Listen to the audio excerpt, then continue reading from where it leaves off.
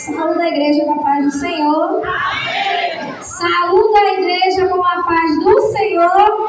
Amém. Eu acho que eu estou mais branca do que o meu casaco. Estou tão nervosa que vocês nem imaginam. Deixa Deus te usar. Mas vamos ler aqui 1 Reis, capítulo 19, o versículo 9. Desde já sou grata a Deus por tudo que Deus tem feito na minha vida e na vida de toda a minha família.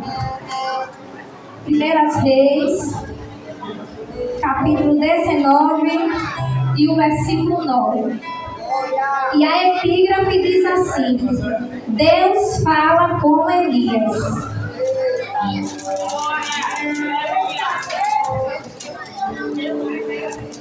Diz assim no versículo 9: E ali entrou numa caverna e passou ali a noite.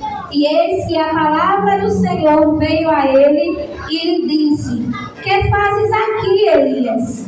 E ele disse: Tenho sido muito zeloso pelo Senhor, Deus dos exércitos, porque os filhos de Israel deixaram a tua aliança, derrubaram os teus altares, mataram os teus profetas à espada, e só eu fiquei e buscam a minha vida para matar.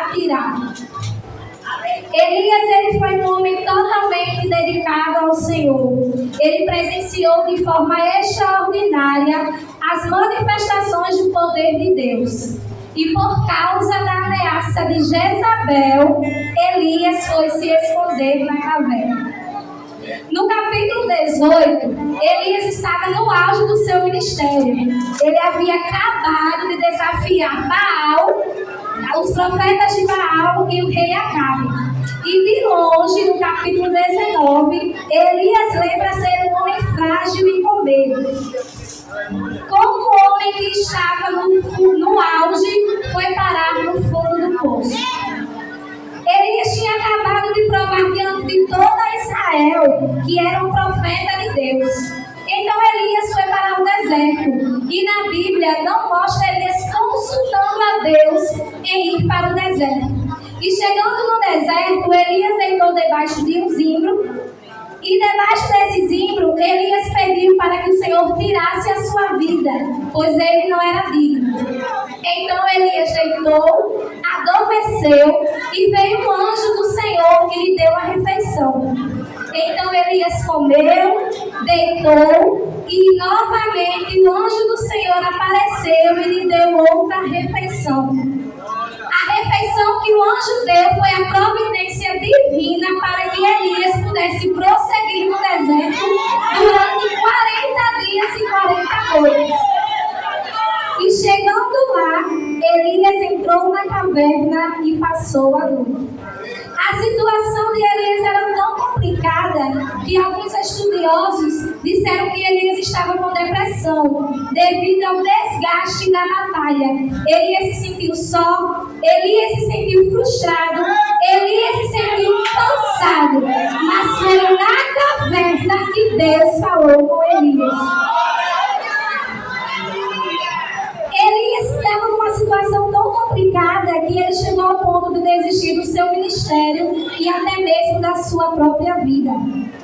Mas ao invés de Deus repreender Elias, ele apenas fez uma pergunta: o que fazes aqui, Elias?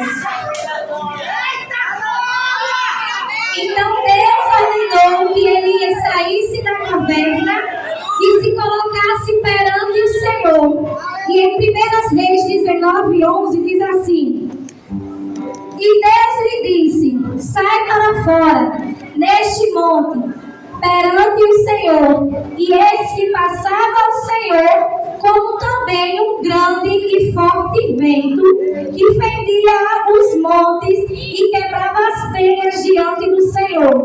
Porém o Senhor não estava no vento. Depois do vento veio um terremoto. Também o Senhor não estava no terremoto. E depois do terremoto um fogo. Porém o Senhor também não estava no fogo. Deus fez essas três coisas acontecer, que tinham um barulho estrondoso de sair quebrando tudo. falando, mas em nenhuma delas ele queria falar com Elias. E como foi que ele falou com Elias? No capítulo 12, diz assim, na parte última: e depois do fogo, uma voz mansa e delicada. Porque Deus, ele não precisa de muita coisa para falar com seus servos. E apesar das circunstâncias de Elias, os ouvidos dele estavam sensíveis para ouvir a voz de Deus. Porque o propósito de Deus prevalece sobre as nossas falhas. Deus poderia ter deixado Elias na caverna e ter escolhido outro profeta, porque ninguém é indispensável para a obra do Senhor. Mas Deus faz sobre nós e apesar de nós. E o propósito que Ele tem para realizar na nossa vida, Ele vai realizar na nossa, não é em outra pessoa. Então Deus o restaurou, o animou, lhe deu 3 tarefas para fazer e ainda lhe deu um companheiro, que era Eliseu. Deus está atento às nossas fraquezas. A Bíblia não esconde as falhas, os erros e as limitações de pessoas que viveram poderosamente as manifestações de Deus. Davi, ele era conhecido por ser um homem íntegro, mas quando ele se envolveu com Batseba, lhe faltou justamente a integridade. Em Tiago 5,17 diz que Elias era um homem semelhante a nós.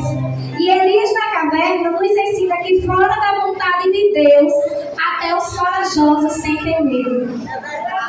E uma vez o pastor botou uma frase no WhatsApp, que quando eu estava estudando essa palavra, houve certamente isso, que disse assim: não desista.